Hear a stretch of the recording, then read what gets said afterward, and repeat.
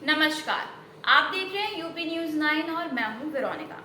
दोस्तों, आज मैं आपसे चर्चा करूंगी हमारे देश में चल रही डीजल कारों के बारे में। आप में से बहुत लोग अभी भी डीजल कारों का उपयोग करते होंगे क्योंकि पेट्रोल कारों के मुकाबले डीजल कार ज्यादा माइलेज देती है और डीजल पेट्रोल से सस्ती भी पड़ती है।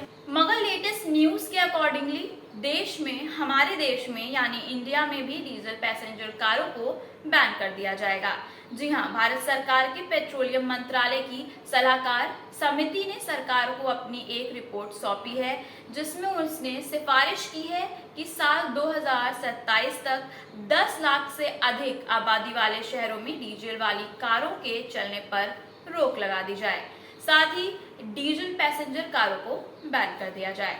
इसकी जगह इलेक्ट्रॉनिक और गैस से चलने वाले वाहनों को बढ़ावा दिया जाएगा।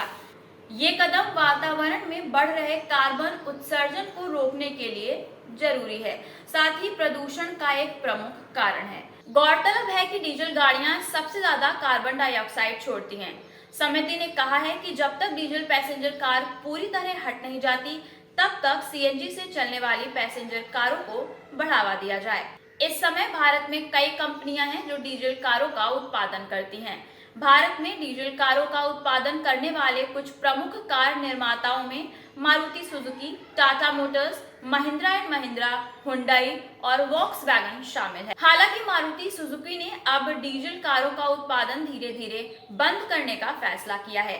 ये कंपनियां हैचबैक से लेकर सेडान और एसयूवी तक तमाम सेगमेंट्स में डीजल कारों का निर्माण करती हैं। मारुति सुजुकी, जो भारत की सबसे बड़ी कार निर्माता है, स्विफ्ट, डिजायर, बेलेनो और विटारा ब्रेजा जैसी कई लोकप्रिय डीजल कारों का उत्पादन करती है। टाटा मोटर्स टियागो, टिगोर, एल्ट्रोज और नेक्सॉन जैसी डीजल कारों का उत्पादन करती है। Mahindra and Mahindra diesel variant में एक्सयूवी 500, स्कॉर्पियो और बोलेरो का उत्पादन करती है।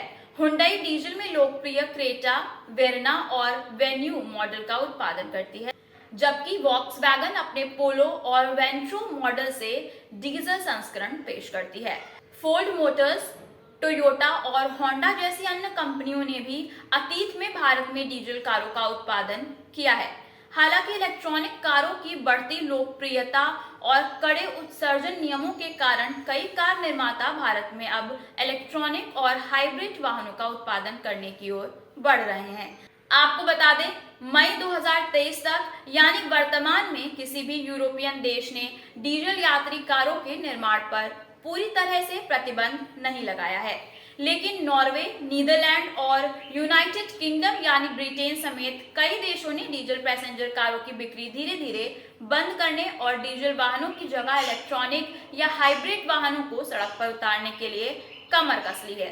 इस तरह भारत सरकार भी डीजल यात्री कारों के उपयोग को कम से कम यानी शून्य पर लाने और इलेक्ट्रॉनिक वाहनों और अन्य वैकल्पिक ईंधन से चलने वाली कारों को प्रोत्साहित करने की ओर कोशिश में जोर दे रही है। 2016 में एनजीटी ने वायु प्रदूषण को कम करने के लिए दिल्ली में 2000 सीसी और उससे अधिक इंजन क्षमता वाले डीजल वाहनों के पंजीकरण पर प्रतिबंध लगा दिया था।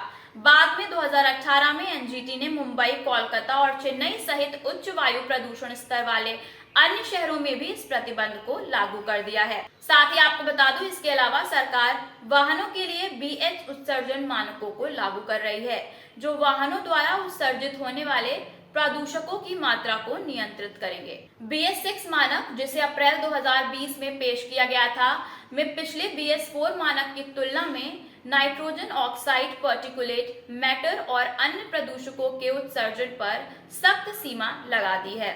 साथ ही इसके परिणाम स्वरूप डीजल वाहनों की लागत अधिक हो गई है, क्योंकि उन्हें नए मानकों को पूरा करने के लिए अधिक उत्सर्जन कंट्रोल टेक्नोलॉजी की आवश्यकता है। इसके अलावा सरकार ने इलेक्ट्रॉनिक वाहनों को अपनाने को बढ़ावा देने के लिए कई नीतियां पेश की हैं, जिसमें खरीदने के लिए सब्सिडी और प्रोत्साहन के अलावा चार्जिंग के एक बुनियादी ढांचे के विकास के साथ अब पार्किंग में भी चार्जिंग पॉइंट्स और बैटरी स्वेपिंग जैसी सुविधाएं अनिवार्य करने जा रही है। 2019 में सरकार ने ये भी घोषणा की है कि उसका लक्ष्य 2030 तक भारतीय सड़कों पर केवल इलेक्ट्रॉनिक वाहन रखना है।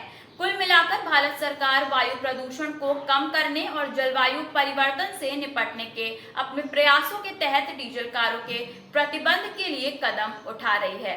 अब बात करें भारत में कुछ सबसे लोकप्रिय डीजल यात्री कारों को, जिसमें Maruti Suzuki Swift, Hyundai Verna, Mahindra XUV 500, Tata Nexa और किया सेल्टोस शामिल है। ये कारें ईंधन की खपत के लिहाज से, माइलेज के हिसाब से और परफॉर्मेंस के हिसाब से भारतीय उपभोक्ताओं की जरूरतों को पूरा करती हैं। लेकिन ये ध्यान देने वाली बात है कि इलेक्ट्रॉनिक वाहनों की बढ़ती मांग के साथ भारत में डीजल कारों की लोकप्रियता भी धीरे धीरे कम हो रही है। तो ये थी भारत में डीजल कारों के भविष्य के बारे में जानकारी। हमारा आपसे अनुरोध है कि अगर आप डीजल कार का उपयोग कर रहे हैं तो अपनी सुविधा अनुसार जितनी जल्दी हो सके इसकी जगह इलेक्ट्रॉनिक या सीएनजी वाहन ले लें। साथ ही इससे न केवल हम पर्यावरण संरक्षक में सहभागी बनेंगे, बल्कि हम अपने बच्चों के लिए एक स्वच्छ वातावरण के निर्माण में भी सहयोगी होंगे। साथ ही पैसे की बचत होगी, वो अलग। तो आज बस इतना ही, मिलते हैं अगले वीडियो में। अगर आपको हमारा ये वीडियो पसंद आया तो इसे लाइक करें, चैनल को सब्सक्राइब करें। अगर आप हमें फेसबुक या इंस्टा पर देख रहे हैं तो हमें फॉलो करना ना भूलें। मिलते हैं अगले वीडियो में, तब तक के लिए धन्यवाद।